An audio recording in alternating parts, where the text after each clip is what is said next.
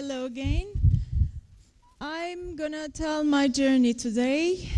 Let's start with life is too short for listening your brain. So this evening I'm gonna tell my journey over this statement. Most of the listeners are the teenagers, I guess, and they are nearly ready to choose their most important decision of their lives. Why it is so important? I mean, you have all those education for 20 years. When you're born, you have that old education, and now you're ready to your job, to work.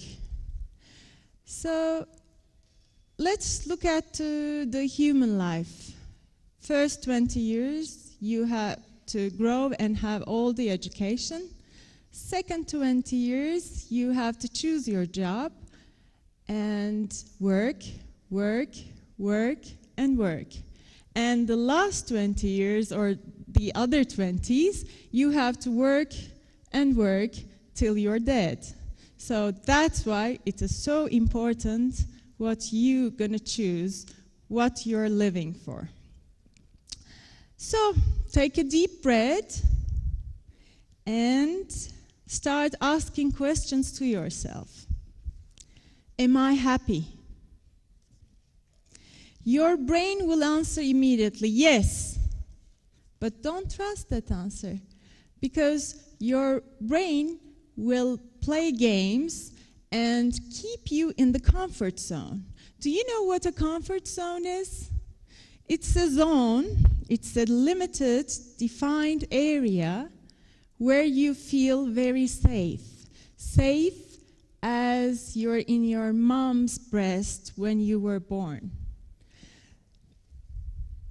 So, if you are brave enough to ask and answer from your heart, you will find a real connection to your soul. Your soul and your heart will lead you, what? They will lead you to the joy of your life. So you need courage for finding yourself in this, and this will lead you to happiness. And when you have this happiness, this will bring peace to your soul, and it will end with success. Here, I want to share my joy of life, which is glass blowing. I'm a glass blower, and I'm doing this profession from now on 10 years. I'm blowing glass. I want to share with a little story, not a little story, it's a film we made just for this organization, because you asked us to blow here glass, and I said, I'm so sorry, I can't do that, but I can prepare a film. So let's watch that small film, and then I'll continue my journey. Could we, yeah, thank you.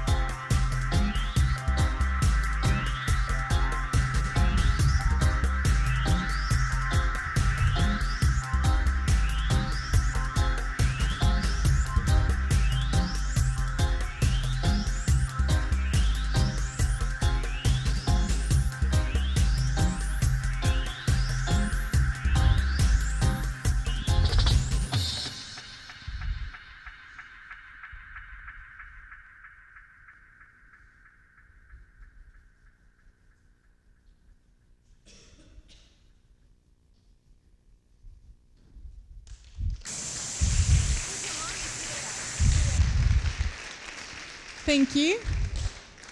As you can see from the film that I'm smiling all the time because I'm happy. While blowing glass, I'm happy. If you're happy one single day, this means you're happy all of your life. So you should choose to be happy. You should choose your jobs according to that, because we work all day long, and if you're happy all day long, you will be happy. So I suggest you to do so, but it took me 5 years to get there. I mean, the answer, am I happy? I answered it like in 5 years, not so quick. So take your time. Don't be afraid to make mistakes. It's not important to make mistakes, because if you make mistakes, you start to learn and do more and more. As the other speakers told us, I have to shorten my speech because all lovely speakers told a lot about life and their experiences. I don't want to repeat all those. So I'm going to tell my journey with glass, which I started with Yasemin. She's here. It's our journey, but I'm going to tell it very shortly. I met with Yasemin at Glass Furnace Foundation, where we shoot this film.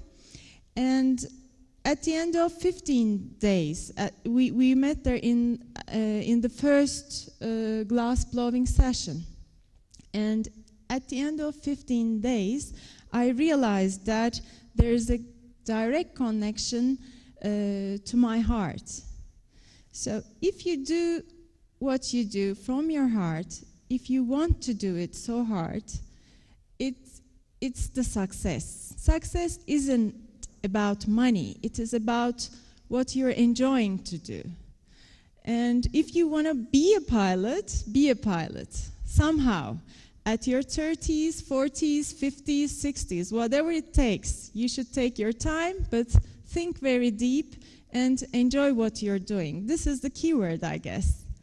So glass was a miracle, is a miracle for me. I started to blow glass, and we started to, it's a skill, you know? It's not a book that you can read and learn. You have to teach it to your muscles. You have to practice, practice, practice. So it wasn't so easy. I'm telling the stories as it is so easy here, but you're dealing with a hot furnace. It's 1,280 degrees Celsius. And when you want to reach to the furnace, it wars and it burns your skin. But we started to enjoy with it, you know. When we burn our skin, Yasemin and I, we started to design some tattoos for our burns. And it's a very precious material, let's say. If you are the designers or the glass blowers, you have to deal with the three forms of matter. You gather glass as it's a liquid, and then you blow into the pipe, and you breathe into the pipe, and you shape it with your breath, and then you keep it as a solid. So 3 forms of matter, you use it. So it's like a magic, you know? So also there were no women in the profession in Turkey those times. We started 10 years before. Now we have a lot of women glass blowers. We started to design and blow things. Think about a drinking glass which has wings on it. To make those wings took us like 3 years, because when we made for the first time, the wings look like little butterflies or mustache. Some say, oh, the drinking glass with mustache. I was saying, no, those are the wings we are trying. So it took a lot, but we didn't say, okay, we are not doing this, but we continue to our journey and practice, and the line was, I believe I can fly, for the drinking glass. So it was very expensive to rent the furnace shop. The material is so fragile. One customer comes to us and orders just one thing, but we have to do it in 3, because one is breaking while you're blowing, one is breaking while you're annealing, and the other one may break while you're transforming it. So if you're lucky, you have just one safe one to your customer. So we were enjoying every moment, no matter what the conditions were. If I listened my brain, do you think I could do all these? No. I just listened my heart. So to share what we know pushed us to do the first meeting with hot glass workshops, to wash all those bottles which we recycled, pushed us to make the first recycling children storybook, and Turkey's first fine art university, Mimar Sinan, called us and asked us to build a hot shop and teach glass blowing lessons in university. So at age of 43, I started to make a master's degree to be an academician. So this was my journey, which I find myself happy, very happy at the end, and I'm so proud to be here sharing all those with all of you. And I want to thank my best friend, to Yasemin, and my family to let that happen. Without them, I couldn't achieve all these. Thank you for listening.